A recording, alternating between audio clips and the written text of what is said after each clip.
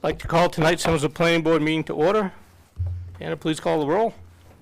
Paul Goodwin. Here. Mark Richardson. Here. Robert Belmore. Here. Chris Horton. Jeremy Rhodes. Here. Jason Berry. Here.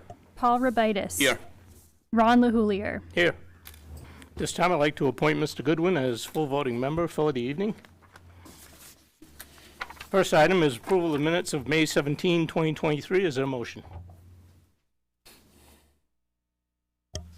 Motion to approve. Motion made by Mr. Belmore. Second. Seconded by Mr. Rhodes. Discussion? All those in favor, raise your right hand. Opposed or abstained? One abstention, Mr. Robitis.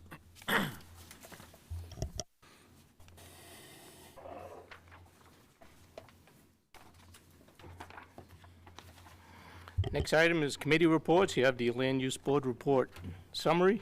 Are there any questions or comments?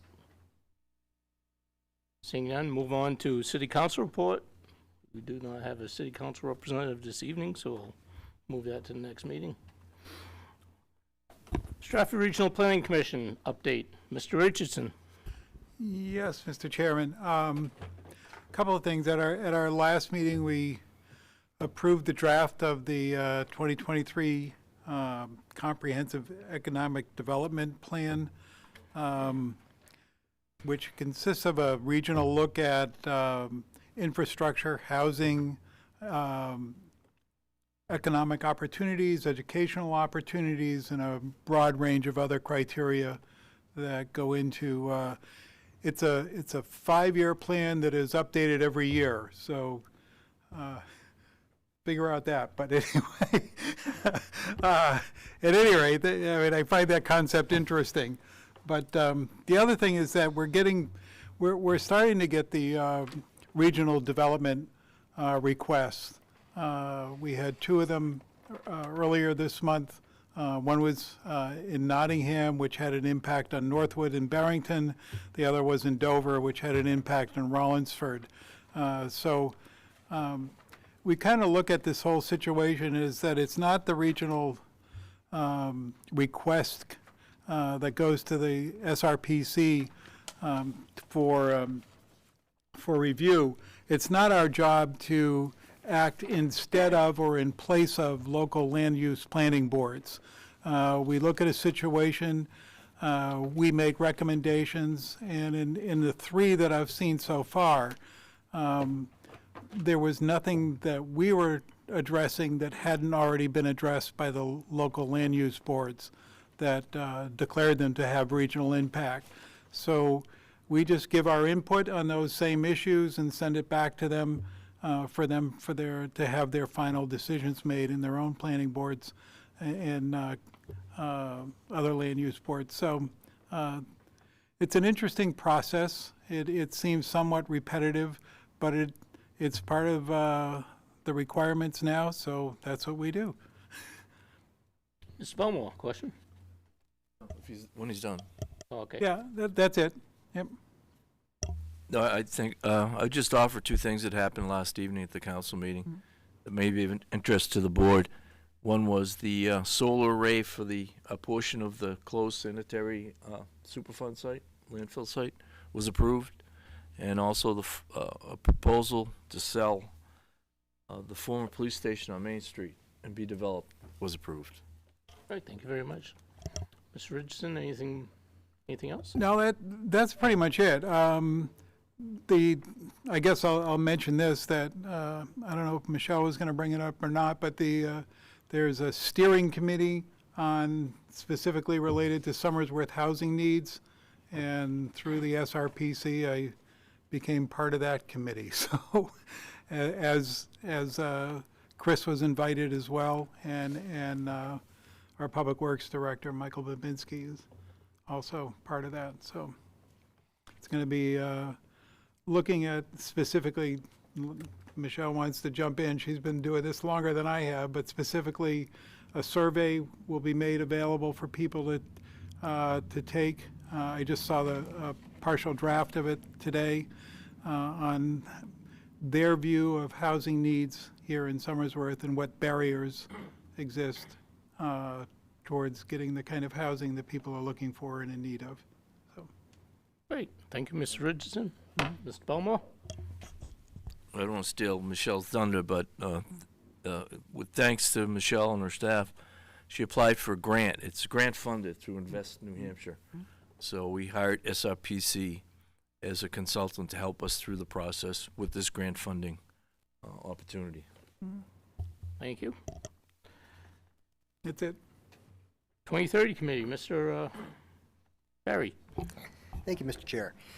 We actually did have a meeting earlier this afternoon. It was a very productive meeting.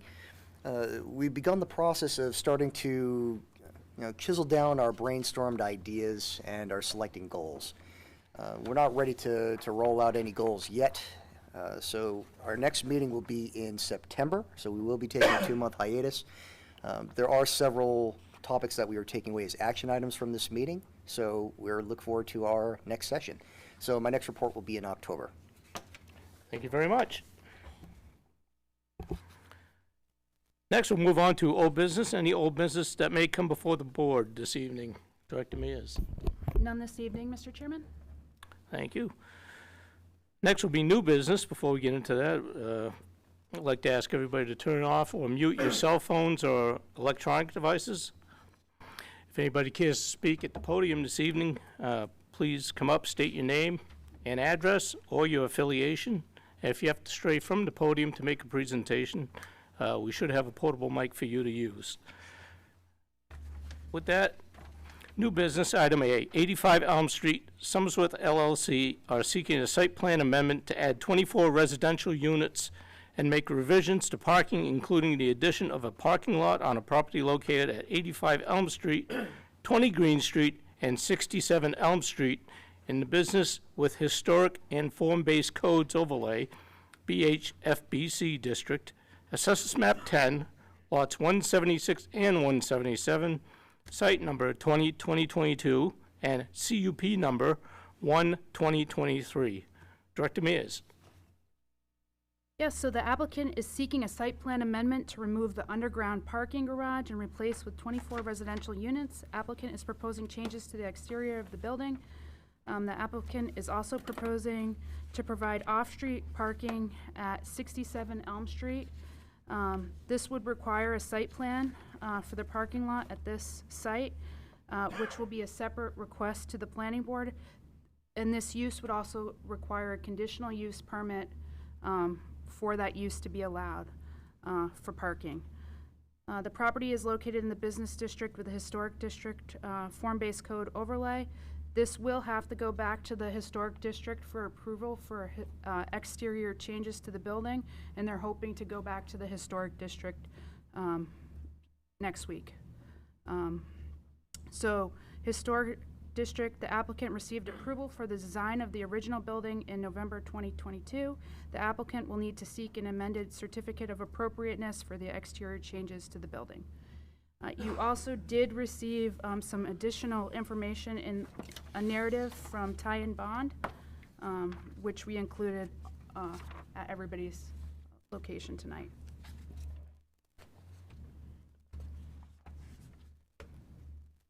This did go back to the Site Review Technical Committee last week.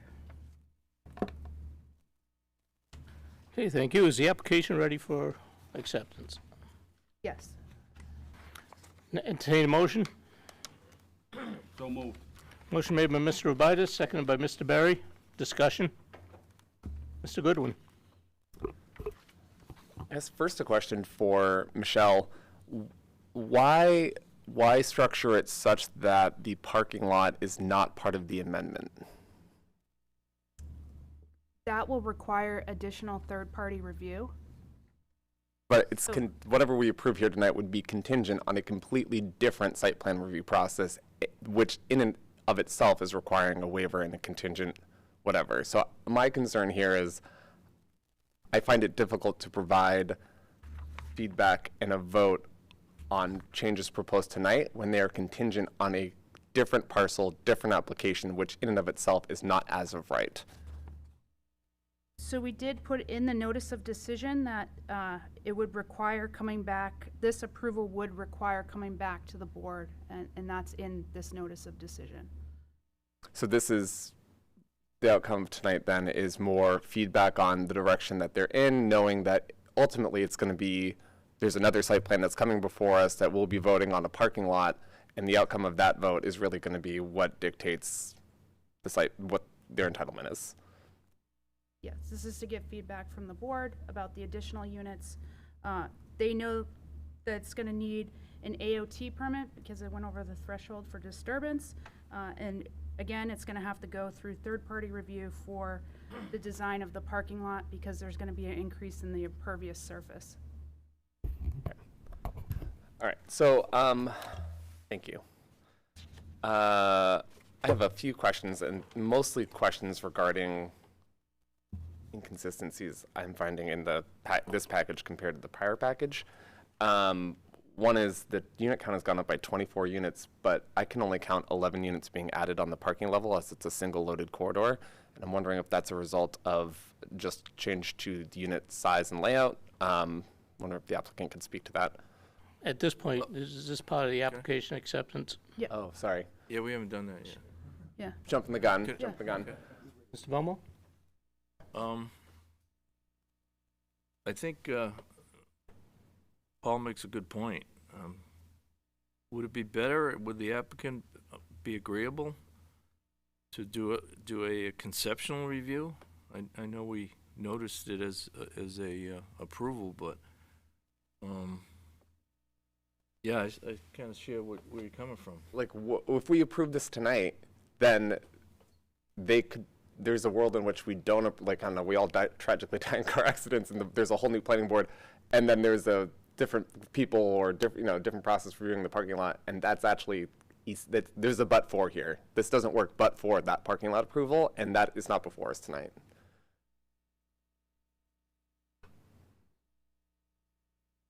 Happy to review. I think there's things to talk about tonight that will be productive for the team. I'm excited about additional housing. You know, this isn't anyway an assessment of the merits of the proposal before us so much as the package seeming inconsistently complete for us to provide a holistic review in terms of the entitlement package. I guess my question at this point, would we go and accept the application, then do our question, then continue it if you believe that this is an incomplete proposal at this time? Would that be the way to go? You could, yeah, you could continue it, and then we could get third-party review for the parking. But as far as the accepting the application and then opening it up for Yeah. discussion and questions and then continuing it if the board is not ready to Sure. move on. And I don't think it slows the process down. They've got to do that anyway. They've got to Correct. get that third-party review of that parking lot and the changes, so I don't, you know, I might be opposed to it if it was going to slow them up, but I don't think this slows the project up at all. I think it just probably puts the process in a proper order, so to speak, so. Any other comments on the application acceptance? All those in favor, raise your right hand. Opposed? Application acceptance passes. This time, I'll ask 85 Elm Street to come up and make their presentation. I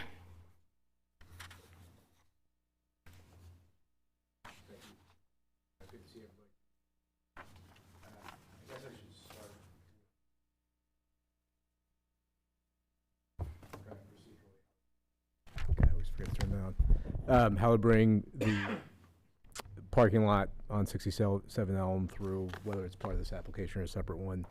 We were hoping to bring this application forward and get the amendment approved, subject to, the 1.3 parking spaces per unit that we're going to either have on 67 Elm or somewhere else. That's part of the original approval, and we're sticking with that. We're right now working on our construction drawings, which are, it's kind of the next step in the design of the building. It's an expensive process, and we kind of have to know soon whether we're going to be putting a parking garage in that first floor of the building, or whether we're going to be putting units there. And it's just a cost thing for us. So our thought on that was that we take the risk that we can't either get the CUP on the 67 Elm Street parking lot by separate site plan amendment, because that's technically off-site anyway. And then also we can't find off-site parking elsewhere to satisfy those parking requirements. But that would allow us to kind of start drilling down on the construction drawings and have, some degree of comfort that we're not going to have to, that we're not going to have to kind of backtrack and redo designs. So that was the thought about bringing them through as two separate applications. I think as presented, this is a complete site plan application amendment for the amendments we're seeking tonight, because as I said, the spaces on 67 Elm are actually kind of a separate off-site parking. It's not part of the property. That being said, if it's up to you all how you want to proceed. That's our perspective, though. As Michelle kind of summarized, we were originally approved for 128 multifamily units with the parking garage on the kind of ground floor on Elm Street, which is kind of the basement if you're standing on the top of the hill. After we were approved, we purchased 67 Elm Street, which is the hotel site. That's already been approved for the building. There's already been approved for demolition by the HDC, but will require a separate HDC approval as well for this site, for the parking lot, which we'll also work on. Because of that free space, we wanted to look at getting more density on this site and also putting units rather than a parking lot, underground parking lot on Elm Street. We thought that was better street activation for everyone. Which also allows us to add 11 units down there. The remainder of the units are basically due to kind of the extra gain. We're picking up an additional 24 units. So the extra 13 units, we're playing around with the unit mix a little bit in the existing floors of the building to get more units, which we think we're tilting a little bit more towards one bedroom units, which we think are more marketable and a better fit. Helps with parking.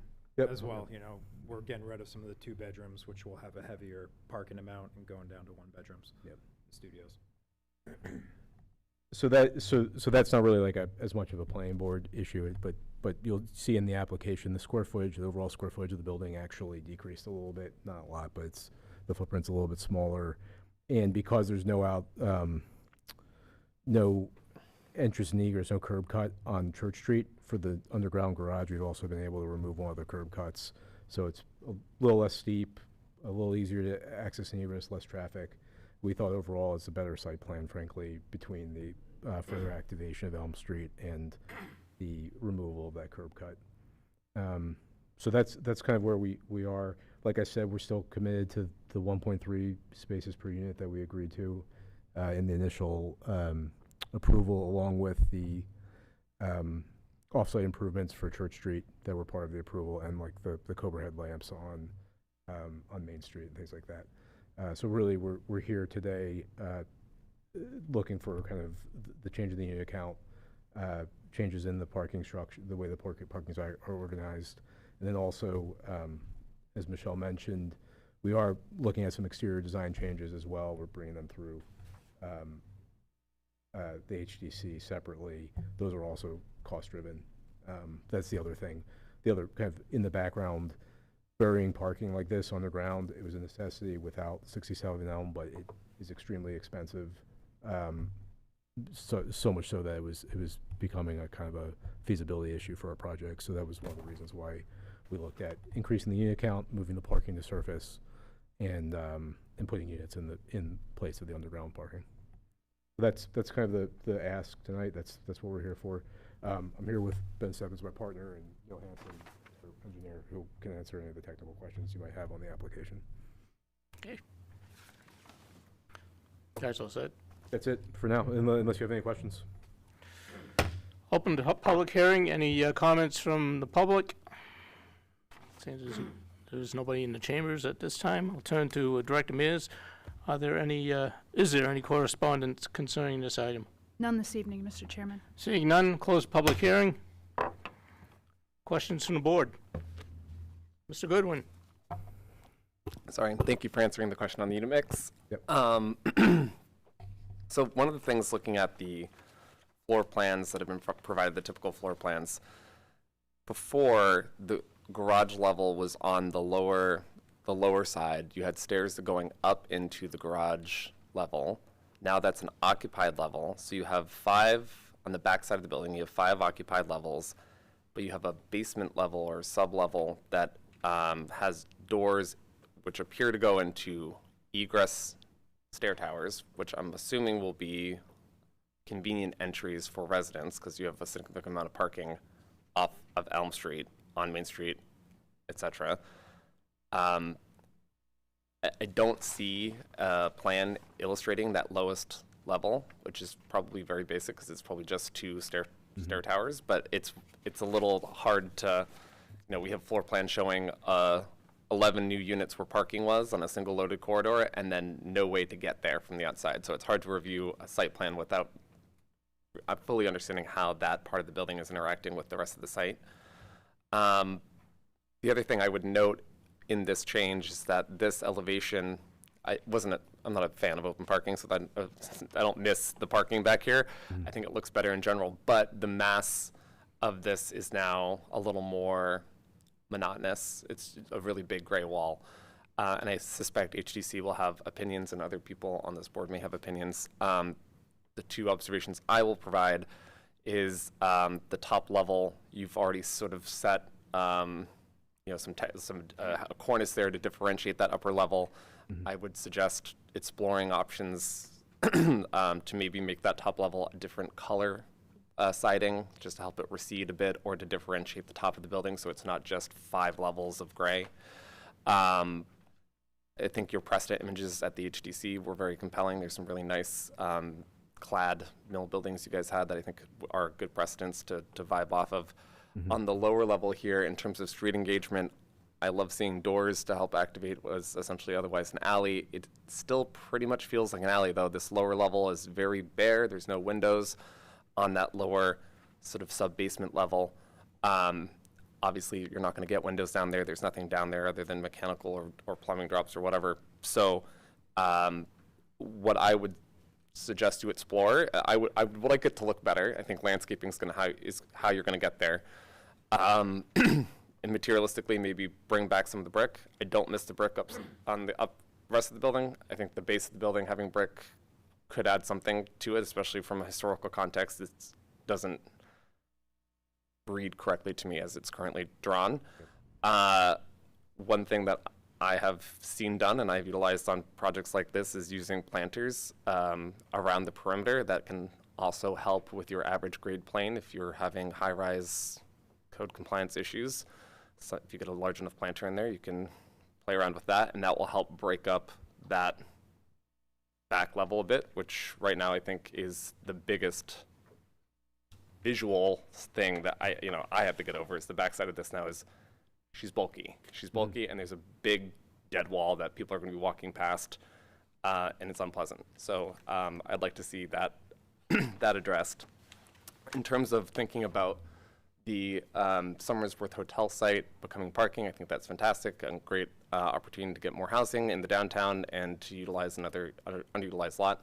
I really want to see the plan for that and the landscape plan and the, how the crosswalk comes in and, show me how I go show me how your residents go from their car to your building and what that experience is like. I think that's part of what the site plan review is. It's really hard for me to say like, oh, this is great when, I have no idea what's being proposed at that parking lot and how these 2 properties function together, because if and when that happens, this is going to be one asset. You're not going to, they're not going to be, not going to be held by different entities, I wouldn't think. Just going over my notes here. I also noticed, and this might just be a simplicity of the drawings that we were provided, but the revised elevations, I think there might have been a door missing somewhere, but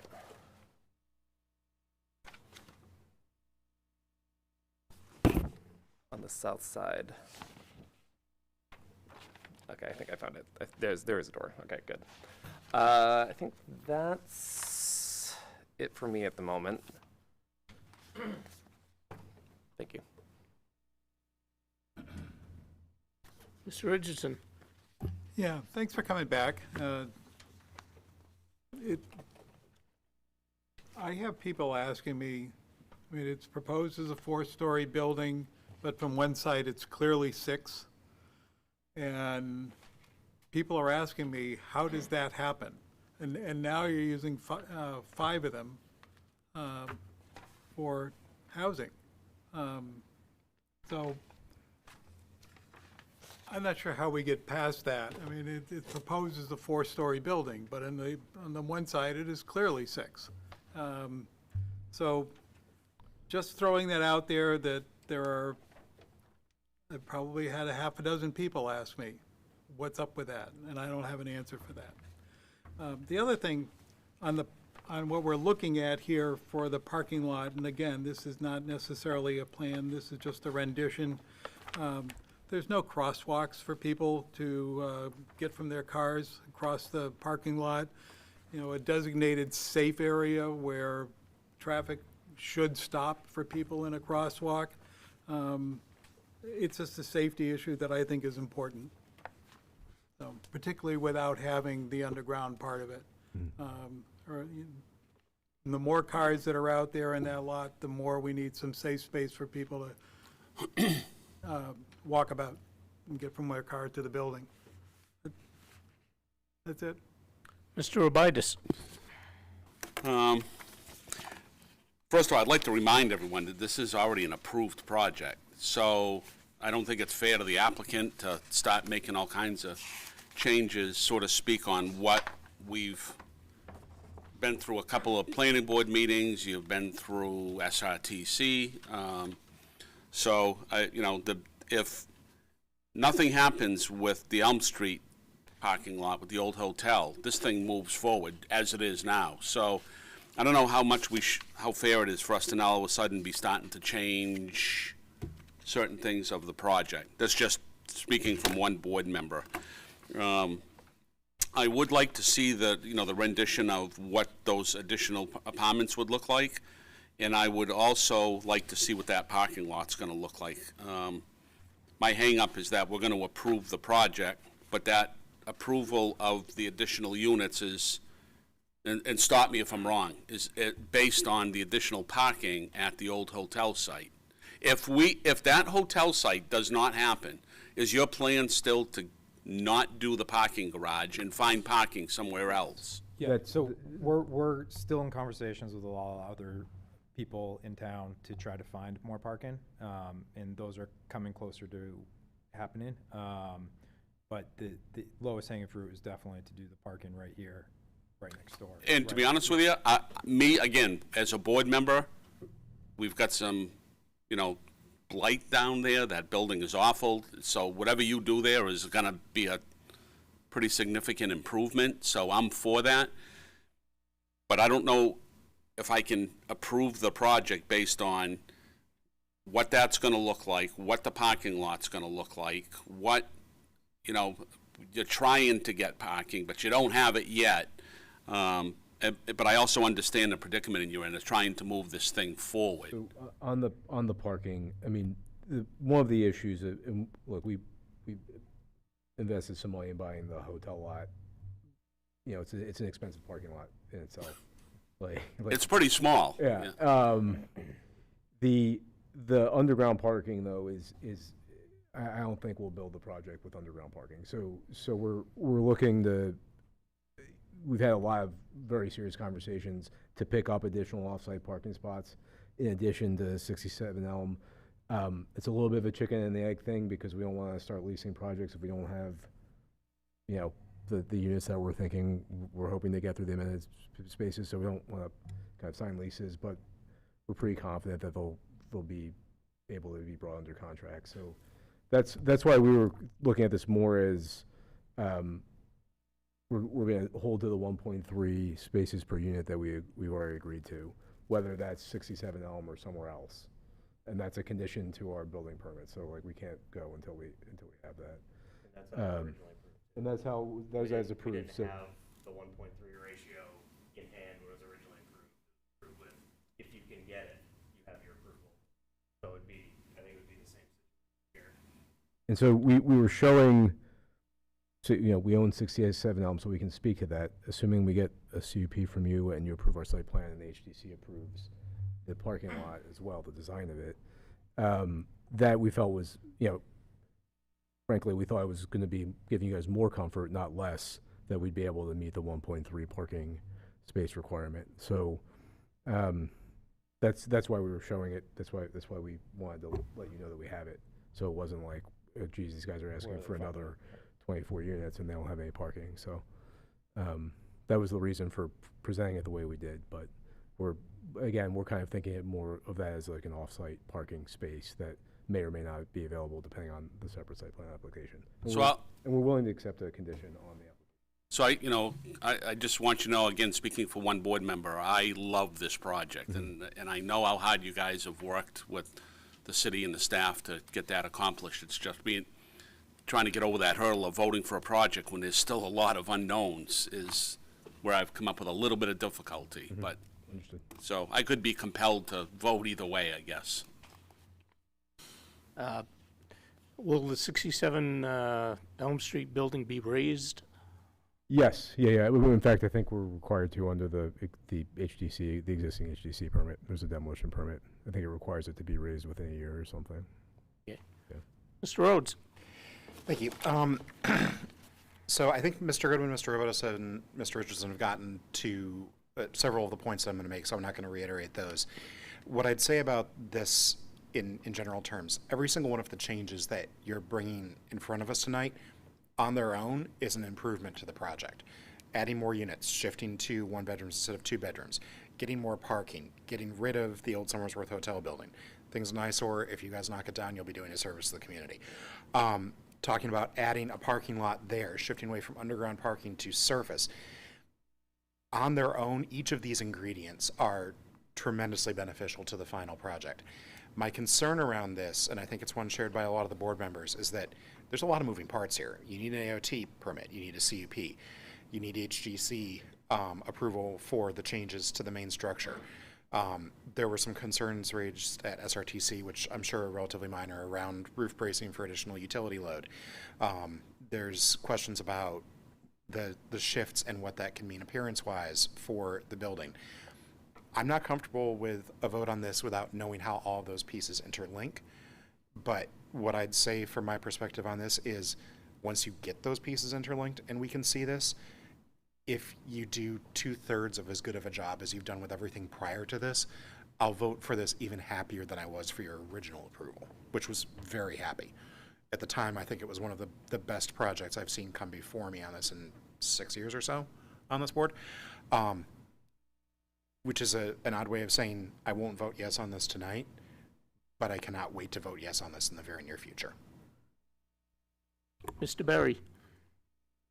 Yeah, I completely agree with Mr. Rhodes. That's high praise from him, by the way. So, Appreciate that. yeah, and I feel exactly the same way that he does. I mean, you guys have really gone out of your way to make this work. You guys have been really trying to put a square in a round hole, and you guys have done a great job. I want to first put that out there. So I'm not discouraged by this. I'm actually bummed out you didn't have that property when you came in the first time, because that would have made our lives so much easier.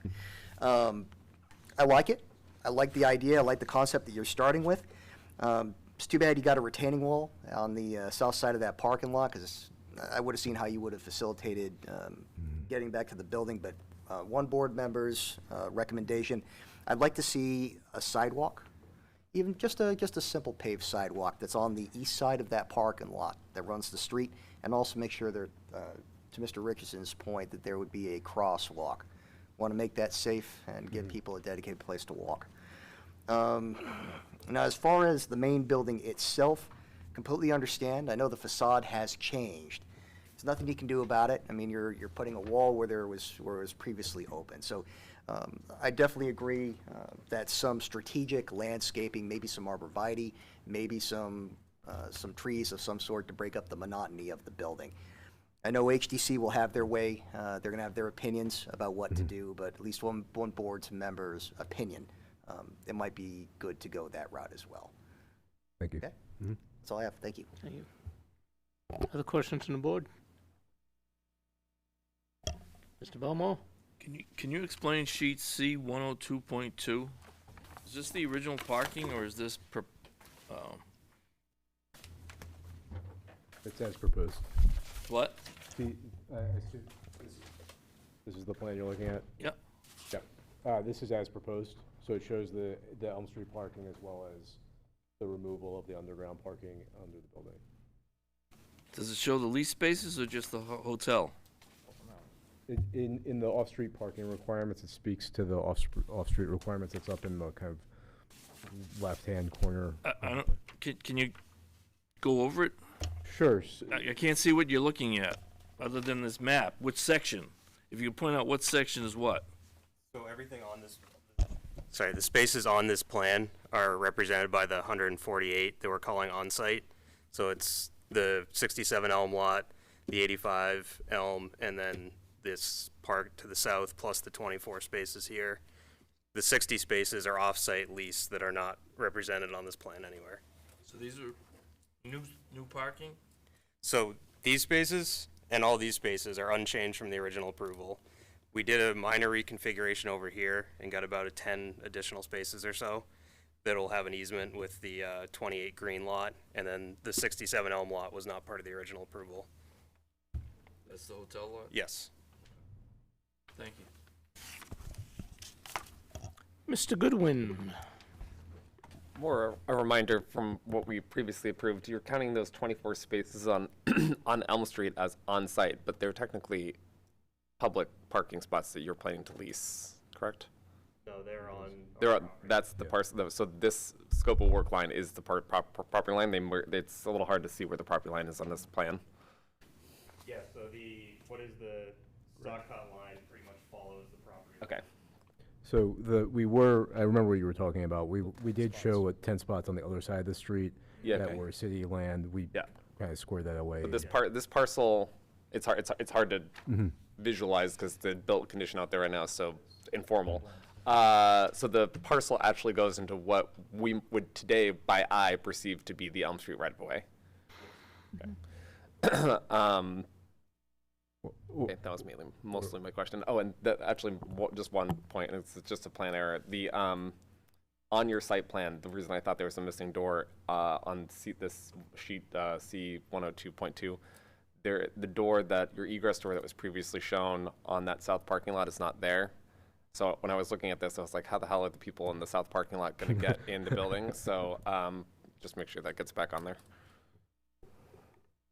That was the issue. The egress and access came up in SRTC too, so we'll address that. Yeah, it was fixed today, actually. But too late. Any further questions from the board? With that, I entertain a motion on regional impact. Motion that there's no regional impact. Second. Motion made by Mr. Belmore, seconded by Mr. Robitis. Any discussion? All those in favor, raise your right hand. Opposed?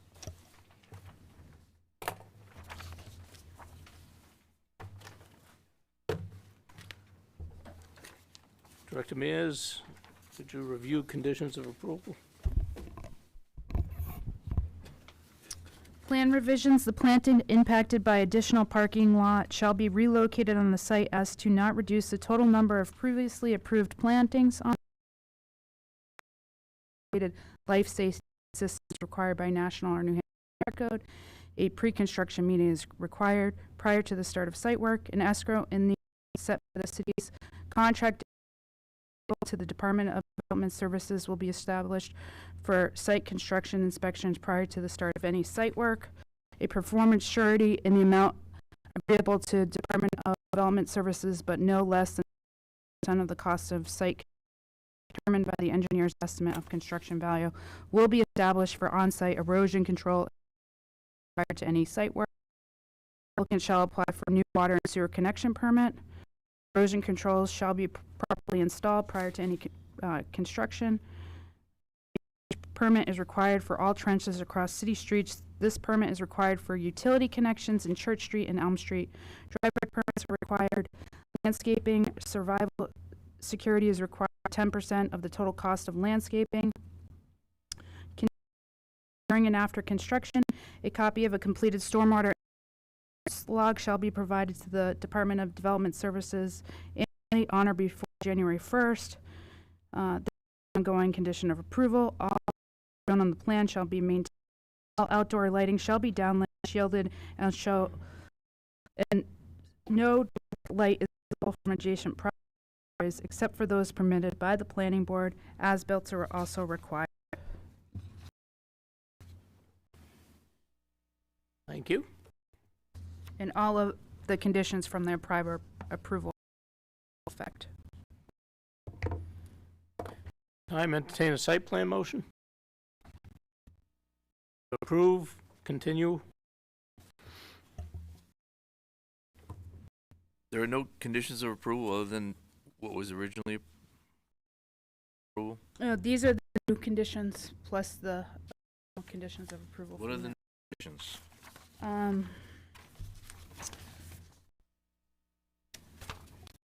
So there's impact to some of the landscaping. So we want to make sure that the applicant is proposing to relocate that landscaping as part of this approval. Corner of the Arthur Gagnon's lot. So that was a condition of approval for plan revisions. Did plan regulations for that pollution tracking information that was required by the public works. So that on here. We also included easy parking access and parking and lot 174 Street Hotel. We are going to require that. Is it in your memo?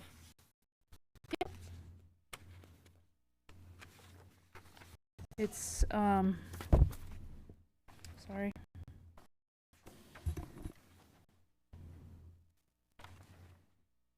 Conditions completed prior to the start of site work is A and B. Those were updated.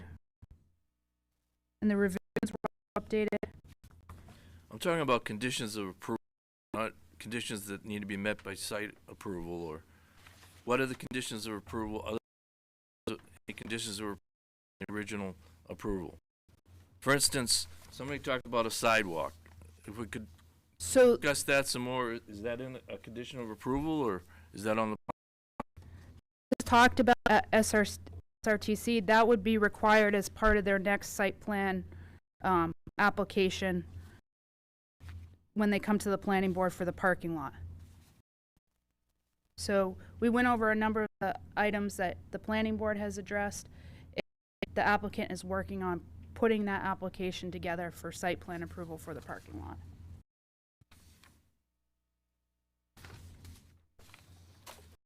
Okay. Ms. Goodwin, question? I think this is obvious, but I think this is why I'd be more comfortable continuing this until we have the parking lot, because there are conditions that I think several of us have identified as wanting to include as part of this approval, but they're actually attached to the parking.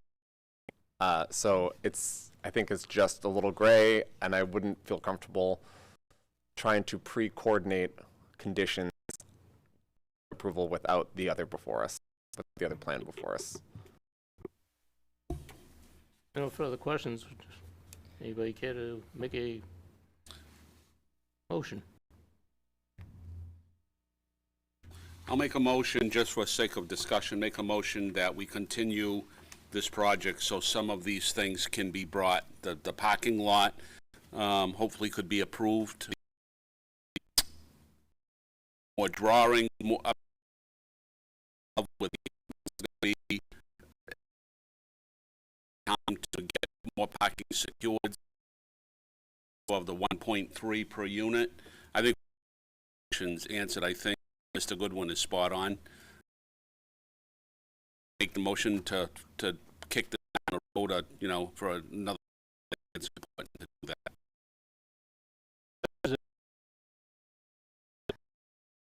Harry? Something would just be, how does the board feel about the change to the building? Because I think that's where they're coming from, because they need to make a decision of how they want to move forward with their architectural plans, correct? So is there there a preference to the board that might be able to help them move in parallel to the actions that we're doing? It's a good one.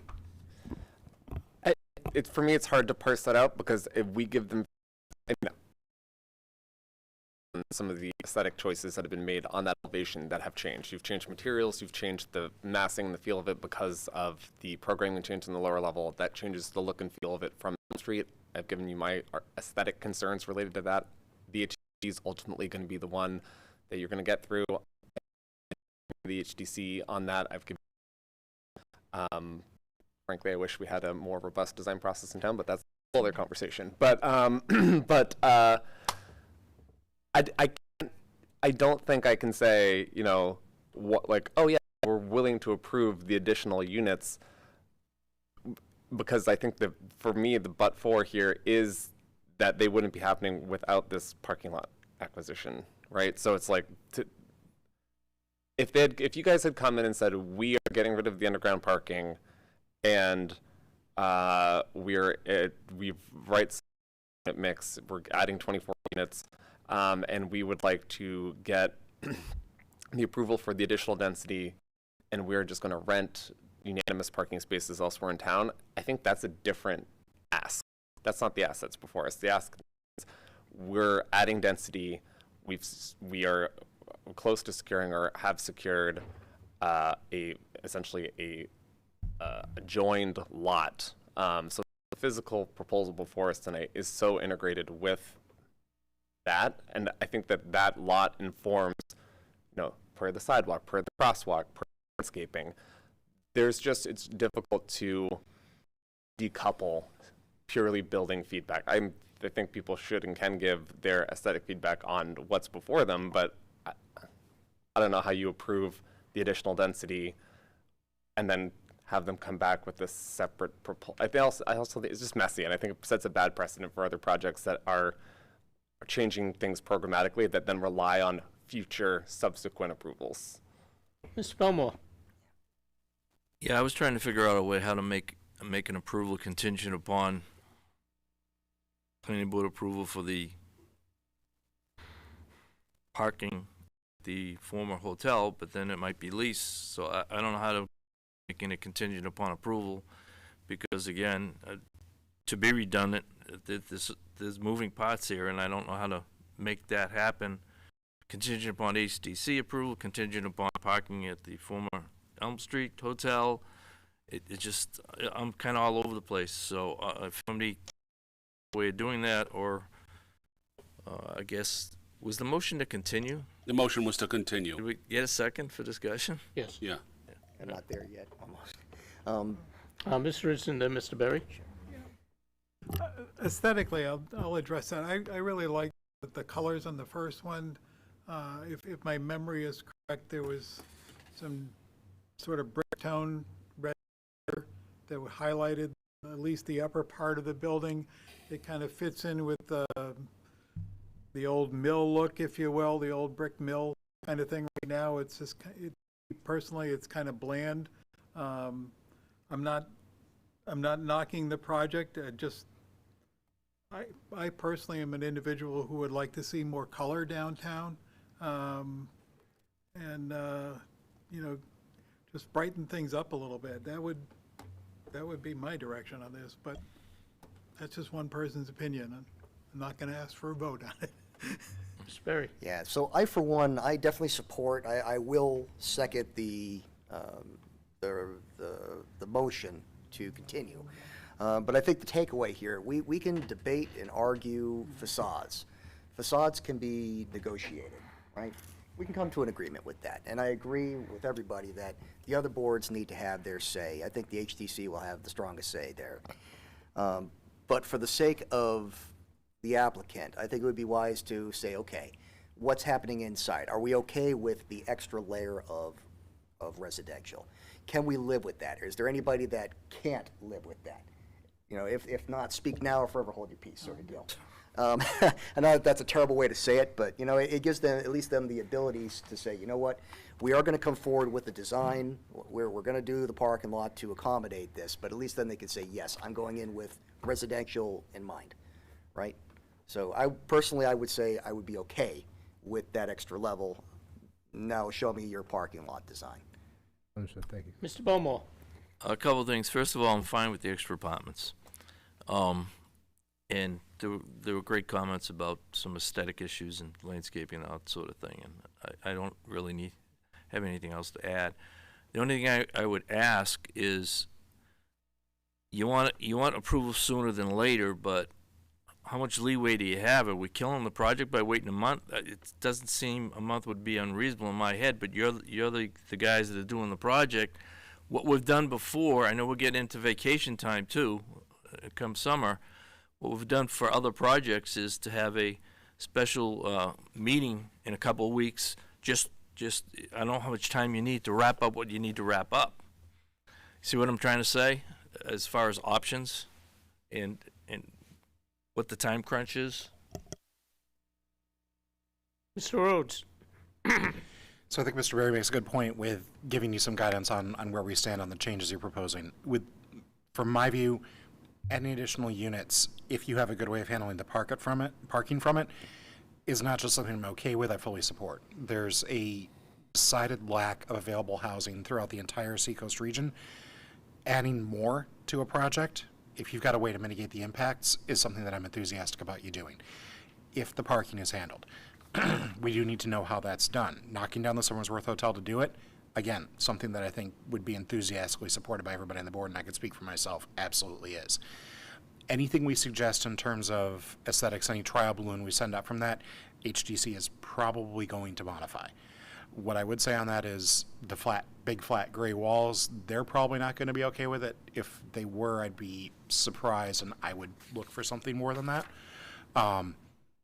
But I think that's something that they need to speak to you first. What it sums up to here is, I think there's broad support for what you want to do. We just need to know exactly what it is you want to do. And we have conceptuals here that are excellent. We just need to see them concrete. Any further questions from the board? Motion made by Mr. Robidas, seconded by Mr. Berry. Any further discussion?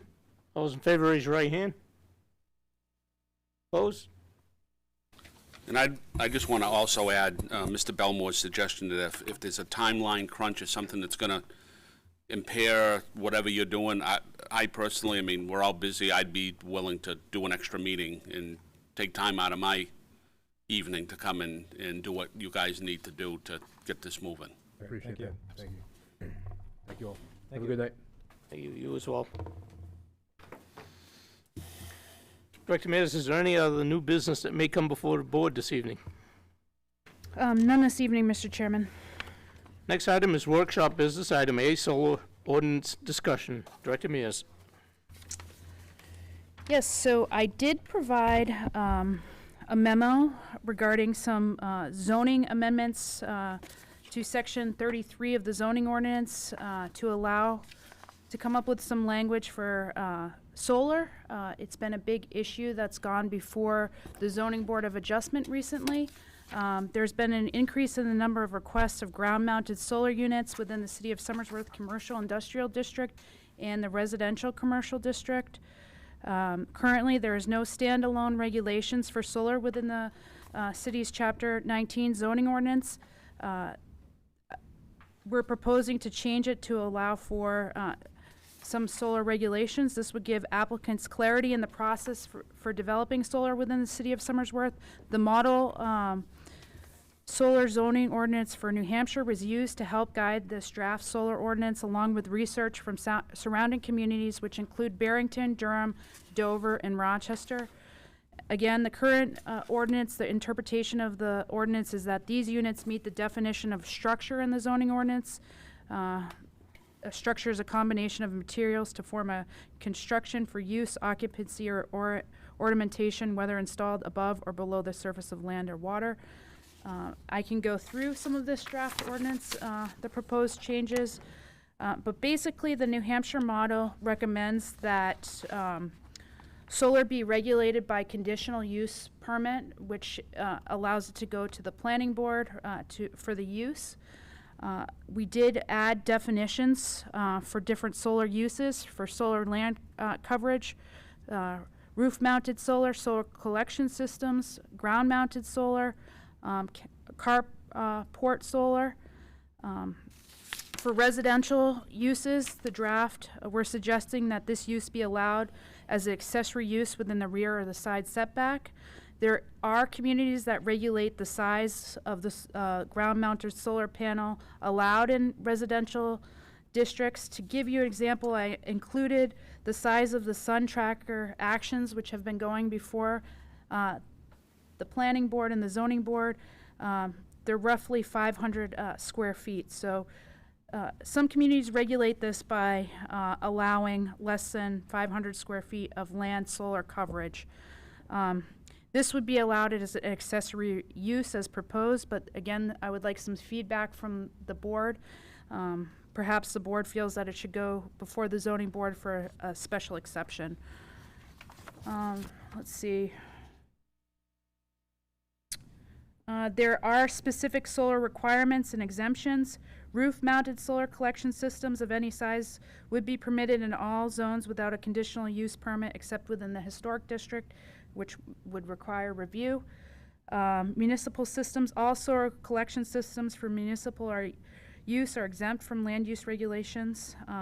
Building height, roof-mounted solar collection systems shall be exempt from building height limitations. And lot coverage, ground-mounted solar collection systems shall not be considered part of the maximum required lot coverage limitations, but shall be considered impervious surface. Again, I kind of discussed requirements for granting a conditional use permit. I laid out some requirements. In this draft ordinance, we would need a system layout, which would include a sketch, any land clearing or grading required for the installation and operation of the system, wiring associated with the utility connections, all equipment locations and utility connections shall require to setbacks within the underlying zoning district. That's a lot of the variance requests that we have right now are for these solar trackers to be placed, the overhang placed within the side or the setbacks of a property. So equipment specifications. We did work with the fire department to come up with some emergency response language as proposed in this. George did provide some additional information on roof-mounted solar, which I included on everybody's in front of everybody tonight. So there is some language regarding buffers, maybe requiring some vegetation in between the solars. Solar collection systems shall be visually screened through the preservation of existing vegetation and through landscape buffer. And then, let's see.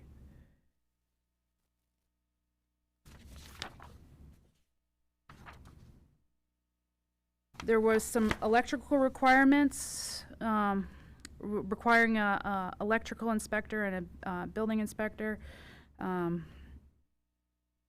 Noise, to provide some estimates of any equipment noise on the site based on the equipment specifications and materials, noise level at the property line.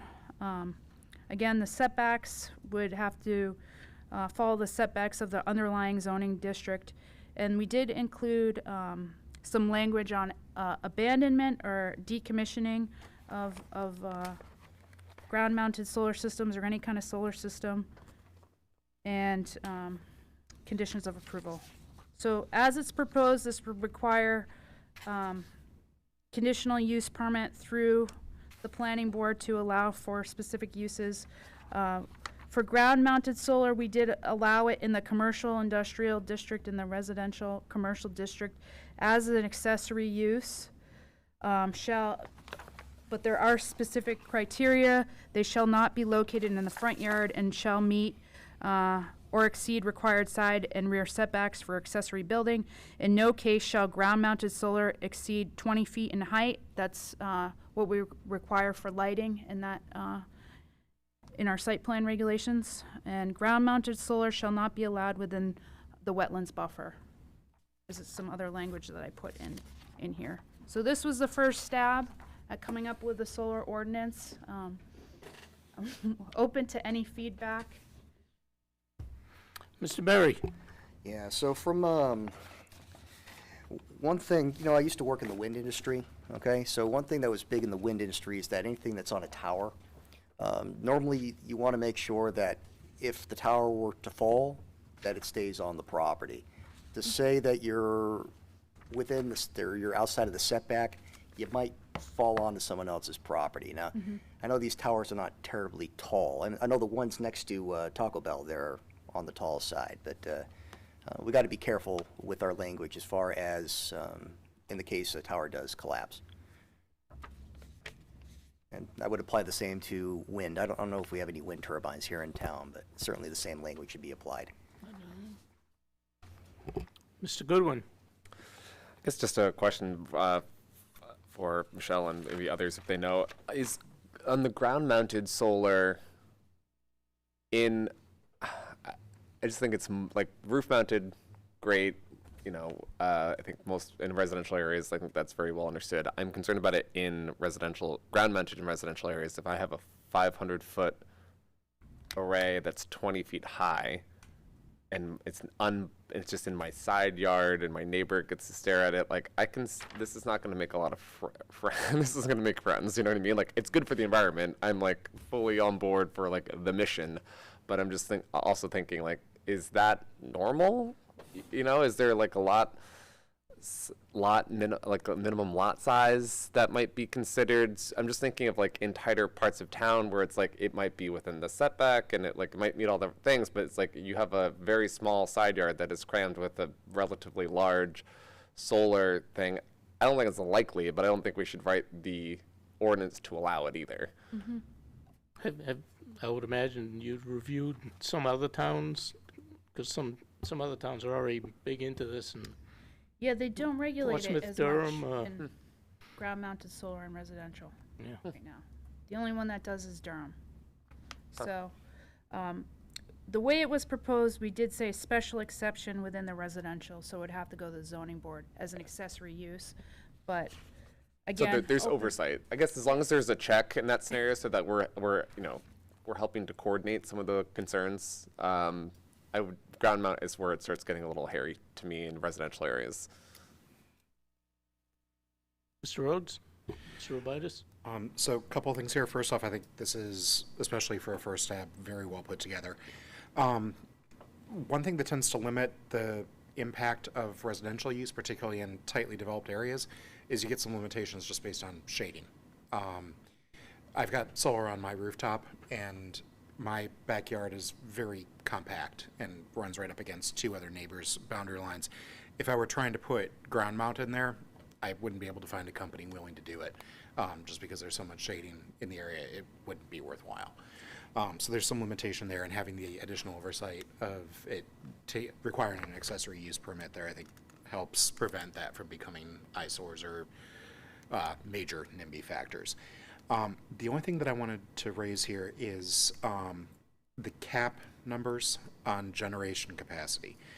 I'm looking at this as a future-proofing item, and I'm wondering if having maximums is something that we really want in these cases. As panels get cheaper and better over time, I don't know when we're going to start running into these maximums for smaller installations, but at some point we may well. Just as an example, I put solar on my house about 8 years ago.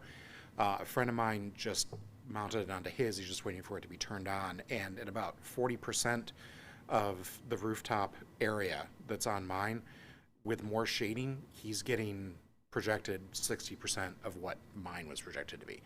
So the efficiency of these panels is going up at a pretty rapid rate, and what I'm hoping we're not doing by including maximums on here is making a regulation that's going to have to get readdressed down the road.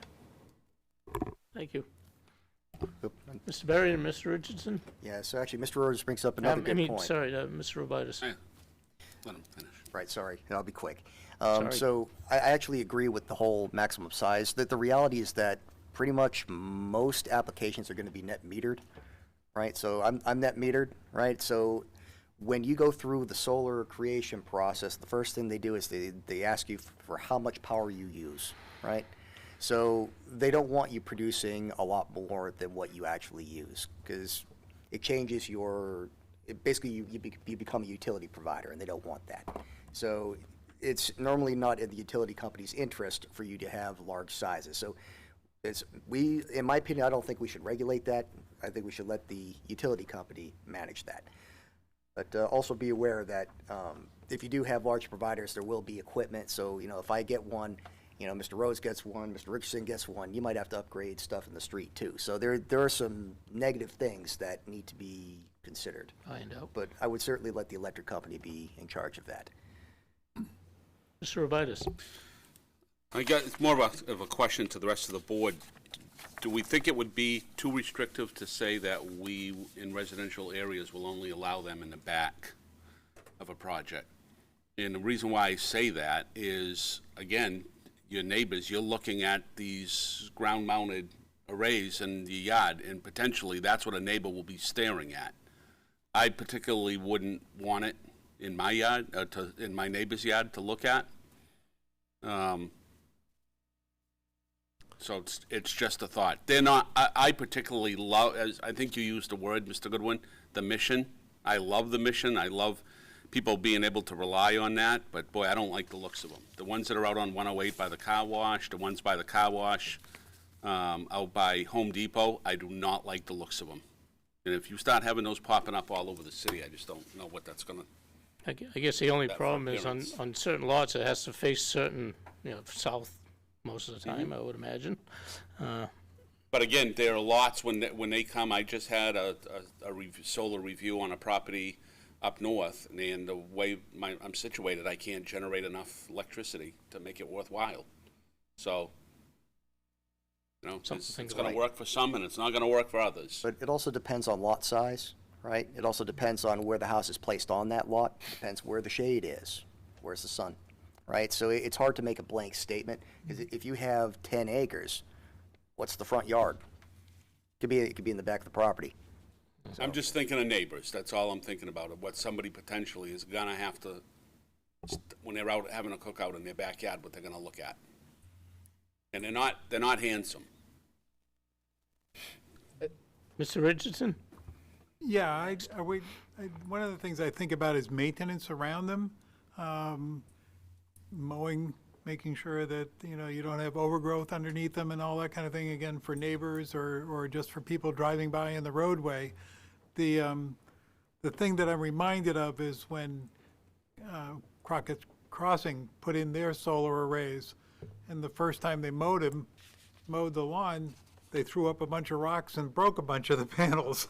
And so, there's maintenance for your neighbors and for the community on the whole, but there's also, common sense that you don't place them where there's a bunch of rocks that are going to be thrown up and break and so I think if my memory is right, they put some kind of a chain link fence around that solar array out there to protect it from rocks being thrown up into it. And that just adds another layer of, what does it look like? How appealing is it? And in that particular place, it's set back off the road. Nobody's really looking at it other than the people that live there. But just something to think about as far as maintenance is concerned. And I think that's important. Any other questions? Mr. Belmore? Yeah, I think we ought to have a good discussion about whether we want them in rear or at all in residential. Durham's model. As part of the next discussion, it would be nice to see currently what you're saying for residential, what it would look like on an acre. How big is the solar? How big is the square footage on a typical lot or something like that? The other thing we might want to incorporate is if it's getting net metered to the grid, it's taxable. If it's just supporting the house, it's not taxable. I haven't reread our tax exemption ordinance, but I'll need to do that before the next meeting. So you might want to write in here referring that particular ordinance on taxation. I'd like you to incorporate the chief's latest recommendations in appropriate sections. And I don't think we're ready for public hearing. No, I think that we table it because we've got several members that are not here tonight, so maybe we keep it on the agenda for next meeting and discuss it a little more, and it'll give us all a little bit of time. We just got this, today, I believe. So either today or yesterday we got Plus, we've given it. a lot of thoughts So to let's be have worked some on. time to be thinking about it. To incorporate. And I think the city manager is spot on. Maybe in residential areas, what we talk about is they've got to be roof mounted. Maybe you can't have them on pedestals or stands in the yard. Mr. Goodwin? I was just gonna recapitulate what I think I'm hearing, for my other sake, I suppose. Sounds like where roof-mounted in residential's a concern, it could be managed potentially by special exception, so it's a case-by-case review, concern about access and maintenance around the base, concern about buffering, sightlines with from public rights-of-way and neighbors. And I think most of that conversation is really centering around residential districts. Do we think some of those same standards apply in less residential areas? I mean, some of them are more visible while at the car wash, right? And we go by and we see, what is kind of unsightly. And I think and I haven't read this in detail, I'm sorry, but in your summary, you had mentioned, possibly having a landscape buffer. And I think maybe in non-residential areas, that's something that we should definitely consider. Obviously, they would need to coordinate in a way that doesn't impact their access or sun availability. But, again, I love the mission. I want more solar, but at the same time, do I love the appearance of the ones that have been built? No. Okay, so at this time, there's no action taken for I having... move that we table till the next regular meeting. Motion made by Mr. Robitis. Second by Mr. Barry. Discussion. All those in favor, raise your right hand. Opposed? Thank you. Item B, proposed planning board rules of procedure amendments. Director Mears.